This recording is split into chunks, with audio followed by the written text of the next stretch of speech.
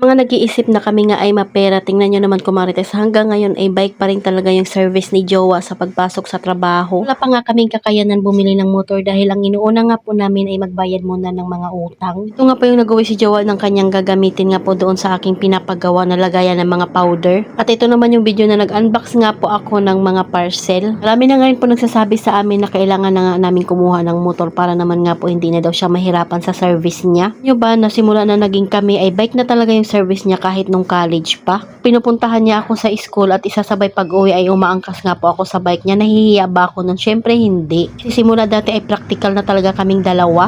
Mas maganda naman na hindi mo ikahiya yung pagiging mahirap mo kaysa naman nga magpanggap kang mayaman. Tapos hindi ka pala masingil sa utang mo. Kaya naman namin kumuha ng hulugan na motor ko Marites pero hindi nga po yun ang goal namin. Dahil ang goal namin ay utang free nga po kami at hindi magdagdag ng utang. Sabi ko hanggat sa makaipon nga tayo ng pambili natin ng motor magbike na nga lang muna siya. Siya nagrereklamo ko Marites, ang mahalaga naman nakakarating siya sa trabaho niya na walang ang ginagastos na pamasahe. Years na rin talaga na gusto namin bumili ng motor pero wala pa nga po kaming kakayanan. Mga classmate ko nga nung college ay alam nga po nila na talaga namang bike lang talaga yung service namin. Ba't niya na nga pong bike yan ko Marites dahil sa mga dati niyang trabaho ay ninanakaw talaga yung bike niya. Pag siniset up niya na at napaganda niya na ay talaga namang nananakaw iyon. Ito palang in-order ko kumarites ay basahan iyan at 20 piraso na nga po yung laman ng isang box. Ay one take one nga po iyan at 49 pesos nga po yung bili ko. Ito nga po yung pinili ko dahil kulay gray at pwede mo nga rin po iyan labhan pag nadumihan na. Pinapaliwanag ko nga yan kay Jowa kumarites dahil habang nag-unbox nga po ako ay nandyan siya sa tabi ko. At bumili nga rin pa ako ng ididikit mo lang sa dingding pagkatapos ay pwede mo na nga ilagay yung mga map, tambo or kahit ano. Dahil wala nga pong takip yung aming drainage sa CR kumarites, bumili nga rin po ako ng disposable na. Pesos lang naman ito at 10 piraso na nga po yung laman. Itong i-unbox ko naman nga po ay dispenser nga po ito ng shampoo. Hindi naman kahit ano, basta liquid nga po yung ilalagay mo dito. Nood ko nga rin po ito sa mga mami na vlogger dahil talaga namang mahilig din ako manood sa mga mami vlogger. At gagayahin nga natin. Pinapaliwanag ko na naman nga kay Jowa kung ano ito. Kasi yung shampoo namin ay nilalapag nga nung dalawa doon sa lapag pagkatapos nilang gumamit. Ganitong may dispenser na abay hindi na nga nila makukuha doon. O pa naman kumarites, ayaw ko nga may mga gamit na nakalapag sa lapag dahil feeling ko nga ay sisikip yung lugar or feeling ko nga ay makalat. So yun, pinapaliwanag ko nga sa kanya na mayroon nga pong takip iyan. Kailangan natin buksan lahat para makita nga natin kung may damage o wala. Buti naman at lahat nga po ay maayos. After ko naman mag-unbox yan kumarites ay meron na ngang bumibili sa atin. 4 nga po yung binili niyang RH kaya naman naisipan ko na nga lang na i-plastic. Nga lang muna siya dahil bibili nga daw po siya ng tube ice. Habang wala pa yung bumibili ng RH ay binibigyan ko na nga muna yung nabili na iba.